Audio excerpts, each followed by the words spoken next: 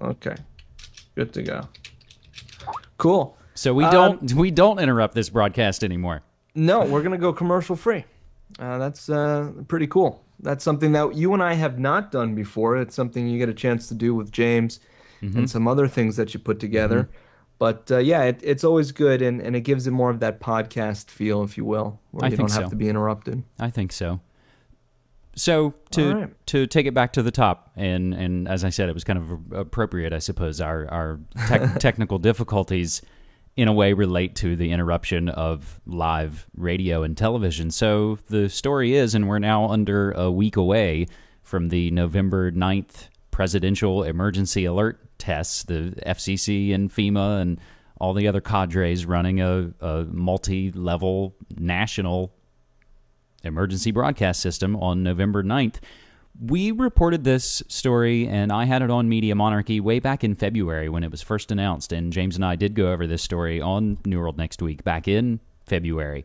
So my posting from February 7th, 2011, FCC announces nationwide presidential emergency alerts to be tested. The FCC made it official. It released an order that requires participants in the emergency alert system, namely broadcasters, cable operators, and certain satellite providers, to participate in the first ever national test of the emergency alert system.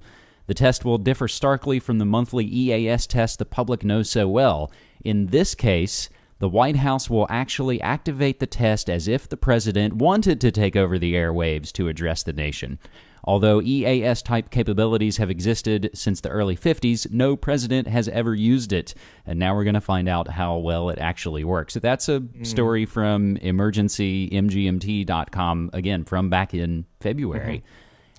James, what's your take on this? There's the crowd of people out there that believe there are some sort of astronomical, catastrophic event on the horizon, whether it's Nibiru, Planet X, whatever you want to call it, or it's just possible Earth changes. And then there's others that feel that there might be some sort of false flag or a collapse of our economy, whatever it may be, a canceling of the elections. Perhaps this is Project Bluebeam, a good time for us to get disclosure if you want to go down that road. What's your take, James? That's the thing. There are so many angles, and I think that's what gives me so many kind of mixed feelings about all of it. I guess, or at least to my knowledge, we all started to pay attention to the drills, to the military, war games and exercises that started to involve, the private military contractors and all the kind of shady third-party firms. We started to follow all of that after 9/11, when we discovered that there were all of these drills going on of the exact same things happening in the exact same times, laid out in the scenario. And then we saw it again on 7/7/2005 in London, and we've seen it in several scenarios, many scenarios, where if it doesn't mirror the exact situation in real time, it comes maybe just before or just after there were military or otherwise exercises. So we started to pay attention to all these drills post 9/11 and post 7/7, but maybe the situation is now that because so much light is shed upon these, both in the mainstream and in the alternative media, perhaps that becomes a thing to say, well, there's no way they're going to try and run anything because everybody's been talking about this, saying, hey, watch out, on November 9th, they're going to do this thing. And it would all become so very obvious. But I think the drills still, fulfill, several purposes, level purposes, in that they, acclimate, the feds and again, other private military contractors and the people who are involved in running these, always expensive, overblown operations. It acclimates them to pulling these operations off as if it were real, as if the president wanted to take over the airwaves, as if the military were going to take over your streets, as if, all of these kind of war game exercises. And it acclimates the people, the plebes, the civilians, as they like to call us in the military speak. It acclimates us to seeing the military, directing traffic and doing, basically, kind of public service kind of things for the good public relations kind of scene. And then when you tie in all the numerology, all the space events, Obama spending so much time lately at Denver, and you got the New World Airport, and you've got all the possible, probable deep underground military bases, in addition to all the military bases that we know about there. So that's the thing. When you start to tie in all of these things, it's like, oh my, you got to sometimes wonder. At some point, it's like, how much of this could possibly be a coincidence? It's on the 9th, correct? Yes. And everybody's been talking about this date because it's for a 9/11. long time. And the press release that I was reading a little bit ago from February goes on to say, while the exact date hasn't been set, it's stipulated that they have to give, at least a 2-month notice. So I believe the update came in June of this year, where they announced it was going to be November 9th. And then we started to see all of the tie-ins with other, military exercises and war games and drills, and then all of the space events with Nibiru or Planet X or Comet Elenin, or all the CMEs and solar flares that we've been seeing, bringing the auroras into the states. That there's so many things going on. This is something I know that Shep at the Intel Hub has been following quite a bit, right? Absolutely, yeah. And we actually did a great Halloween show where we talked about one of these solar flares taking down the grid and what people are going to do. How are they going to panic? I kind of called it my true Halloween, if you will. That true horror that, hey, I didn't prepare. Oh, no, what's happening here? The grid just went down, and all of a sudden you hear this in your ears.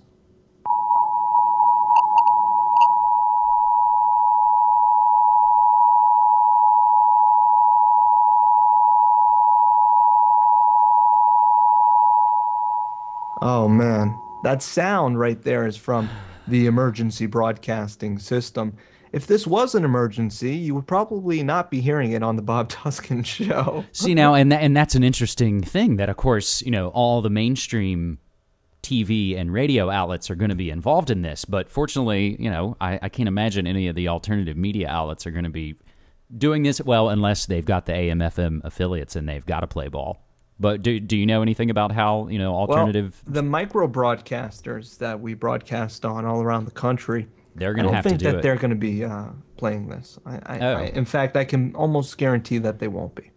But I guess, it all maybe is depending on whether they are, members of, the emergency kind of alert system. Something fascinating that did happen, and I think I did discuss this back when this story was breaking, or perhaps when they've done other sort of, drills concerning, the broadcast signals. And that ties in, you remember, we've all switched over to digital television. It's like, oh, what are all those other, analog TV waves going to do? I'd like to think, some, entrepreneur, not entrepreneur, but, inspired, ingenious people are working on setting up, pirate alternative media TV broadcasts that maybe we can all start doing sometime soon. But several years back, and I don't have all the stats right here in front of me, but essentially it was always up to the people at the stations to run these what are called, required weekly tests, and there are also required monthly tests. And you've got to fill out some paperwork, and you've got to run the appropriate bit, and you kind of log it in, and you report back to the EBS system saying, yeah, we did our required weekly test. Yes, we did our required monthly test. But so many stations over the last probably decade plus have basically switched over their systems, which takes the power out of their hands, and the switch can be pulled remotely. So basically the feds can take over your radio station without you doing anything and without you being able to do anything about it, because they basically wired it in. It overrides. That's the term I'm looking for. They're going to override you. Eminent domain of the airwaves. So I also have a quick clip. You played that horrific noise. I'm sorry about that. I was hoping it wouldn't be that bad. I found the little clip from the emergency. I was hoping it would be the one, if this was a emergency, I was looking for that, but it just turned out to be a pitch, and sorry about that. Well, tell me if you hear mine. On November 9th at 2 p.m. Eastern Time, your regularly scheduled programming on this and all other networks will be interrupted with a short, nationwide test of the emergency alert system. This will only be a test. So that has been running on our own local talk station KXL 101.1 FM here in Portland, Oregon. And I recorded that off of the air to run on my show last week, and I'll include it again, of course, in my He didn't sound very believable when he said this is only a test. And that one, I think, because it says this station and all other stations, I bet that's just a generic spot they sent out to stations. Because had the station I was listening to recorded it themselves, they would have said, "Hey, KXL in Portland, we're going to be doing this test." So, but that was just kind of the general generic version. What do you think voiceover work pays for that kind of thing? Oh God, I don't know. I mean, I think talented, amazing voiceover people are surely worth it and well paid. I think when you get down to the level of some grunt working in the AV office at the FCC, yeah, probably not a whole hell of a lot. Yeah. So James, I'd like to hear you be the newest voice of the emergency broadcasting. I'd love to do it. Can we hear you try out for us? Well, what should I say? What do I say? This is an emergency, and if this was an emergency, you probably shouldn't be listening to me. Something like that. I don't know. Well, we'll work something out. Maybe I'll come up with a better script. Maybe. Okay. But the tests again that we're also used to that play that horrible sound and then say this is only a test. Those are usually 2 minutes or less. But some of the reporting that I found concerning this upcoming, and again, it's a nationwide test. You can find lots of regional reports. You can see Indiana talking about how they're going to be involved in this emergency alert system, and other states. And within one of those, and again, it's just kind of within my related notes and sources here, one of them notes that, these tests are usually 2 minutes when they're done by the states, but this federal one is going to be about 3.5 minutes. So then I instantly see it's like, oh, there's 33, 330. So yeah, this test running on 11/9 is probably going to run for 3 minutes and 30 seconds. This numerology stuff, I got to tell you, I don't know if there's necessarily anything to it, but it keeps coming up again and again and again. Can you hear that plane, by the way? I got to shut my window. I can. Jeez. Sorry, guys. This is one of those great, it's live radio shows. I love it. So anyways, it's an interesting thing to see what they're going to do with this all. And that extra minute and 30 seconds, any guess as to how they're going to make use of that? I am not sure. So the interesting thing for me, and I guess it it remains to be seen whether it will be a blessing or a curse, but I'm actually going out of town all next week, and I'm essentially going to be off the grid and pretty much won't have cell service and won't have internet.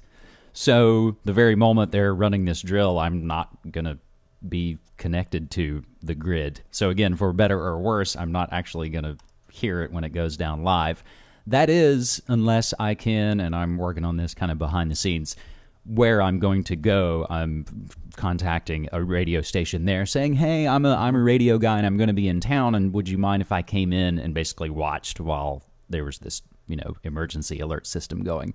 So hopefully, even though I'm off the grid, I can hopefully collect up some on the scene recordings and reportings and have that when I get back at the end of next week on 11/11/11. And there's another one of those dates. Yesterday was the 1st. So that's another one of those. And that's that's the thing. You tie in then all the other sort of satanic events, the pagan calendars and all of those things. So yeah, what's yesterday's the Day of the Dead, or All Souls Day, or All Saints Day. Yep. It's and of course the 31st is Halloween, which is a very significant day for the occult in a sense. Well, and not only the occult, but of course the mainstream religions, who have always sort of either manipulated for their own needs or, infiltrated and been part and parcel of. So I think a lot of the origins, and I do have some of this posted in the Kingdom, and we can get to it in a little bit if you want. The Druidic traditions and the connections to the Catholic Church and things like that. But I don't want to leave the drill just yet, because there's a couple other things I did want to kind of tie into this, because I know, as I said Shepard Ambellis from the intelhub.com has been covering this story. One that I have linked up is drills, and even more drills coming up on 11/9, which again, you can even break that down and say Elenin, comet Elenin. So the confluence of drills on 11/9 that I know as you start to go through, it's like, oh, this isn't just things going on in the States. There's all sorts of other, kind of international exercises going on. But he has another article that I posted to cyberspacewar.com on the brink of Bluebeam. And I add the question, is a War of the Worlds style hoax imminent?